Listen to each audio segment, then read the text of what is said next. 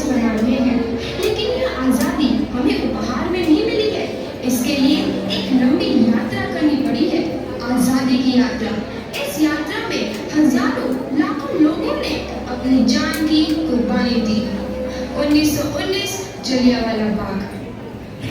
आज हमारी बैसाखी का दिन है, लेकिन पूरा पंजाब बैसाखी नहीं मनाएगा। हम सब बैसाखी नहीं मनाएंगे।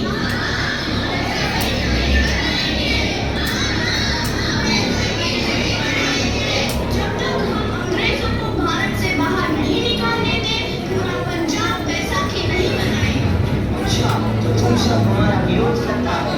भाग जाओ यहाँ से, इसका अंजाम बहुत ही बुरा होगा। हम नहीं जाएंगे, तुम भाग जाओगे। हमें नहीं, तुमको भारत से भागना होगा। Soldiers, fire!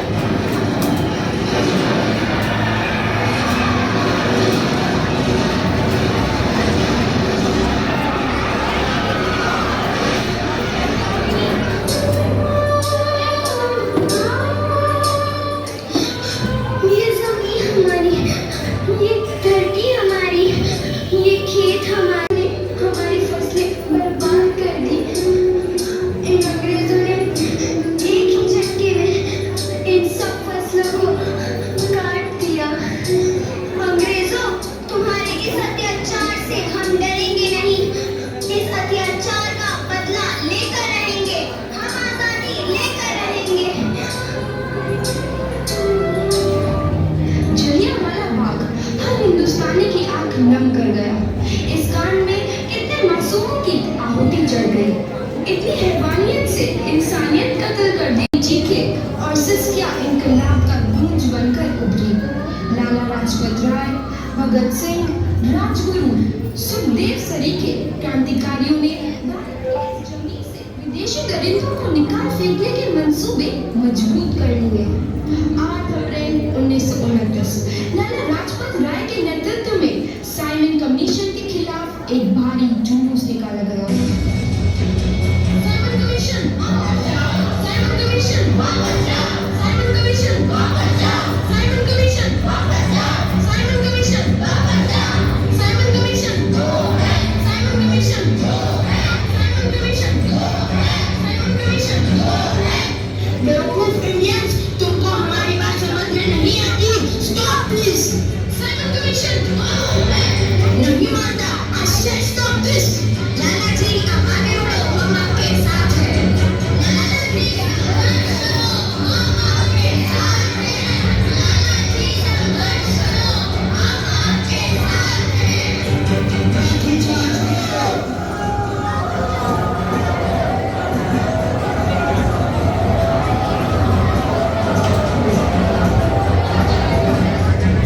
लाला जी को दोबारा गहरी चोट लगी है, उनका सर फट गया है।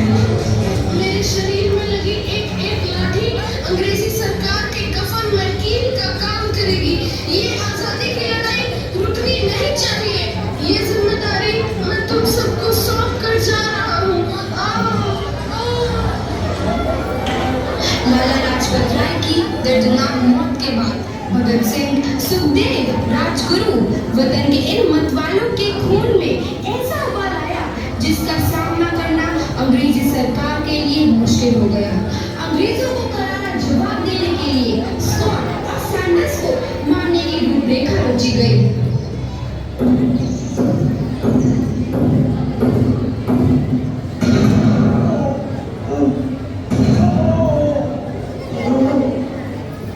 सैंडर्स मारा गया। चारों तरफ तहलका मचा। 8 अप्रैल 1929 दिल्ली में ब्रिटिश सरकार की सेंट्रल लेजिस्लेटिव असेंबली की बैठक में 2 बम धमाके की आवाज सुनाई दी।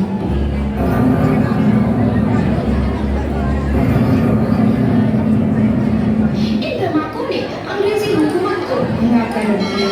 इस घटना को अंजाम देने वाले भगत सिंह, राजगुरु मुझे सुखदेव को दफा 121 और दफा 302 के तहत ये अदालत तीनों को मुजरिम करार देती है और इस गुस्ताखी के लिए ये अदालत इन तीनों को सजाए मौत की सजा सुनाती है।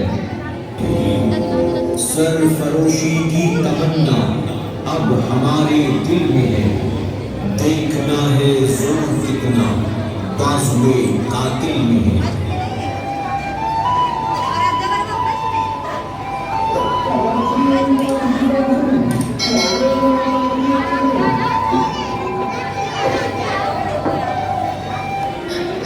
पत्थर की हाल है तेरा। मैं चंगा हूँ माँ, फिक्र करने की कोई गल नहीं। पुत्र, मेरा दिल तेरी तरह पत्थर दिल नहीं होगा। तेरी ये गला सुन के मेरा कलेजा फटे जा रहा है। माँ, मेरा दिल कोई पत्थर जैसा नहीं है। एक वतन परस्त का दिल है जो मेरे देश प्रेम के जज्बे को ताकत देता है। बेटा, मेरा लाल, माँ, आज मेरी तपस्या पूरी होने जा रही है। जे तू रोई तो मैंने तकलीफ हुई। सोच तेरा पुत्र आज शादी करने वास्ते जा रहा है। फर्क केवल इतना है कि घोड़ी करने हासिल करने वास्ते जा रहा है। आज की फैसला की माँ है। कल तू तू इतनी छोटी उम्र में हम सबको छोड़ के चला जाएगा। तूने जिंदगी में देखा ही क्या है पुत्र? मैंने अपनी माँ देखी है जिसने मुझे एक ही बात बताई है कि बेटे, अपने देश के लिए एक बार मरना 100 बार जन्म लेने के बराबर होता है। अच्छा माँ, अब आशीर्वाद दे। आखिरी बार विदा लेने का समय आ गया है। भगत, मेरे लाल,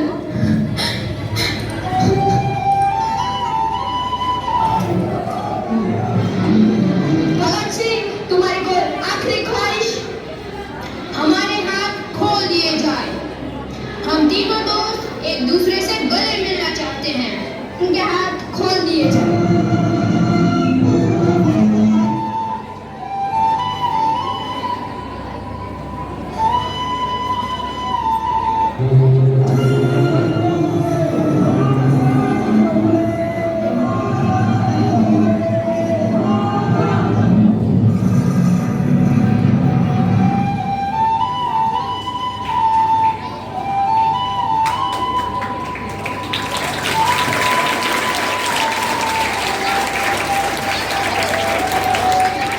जवान के मन में आजादी की नई उमंग हिलोरे लेने लगी।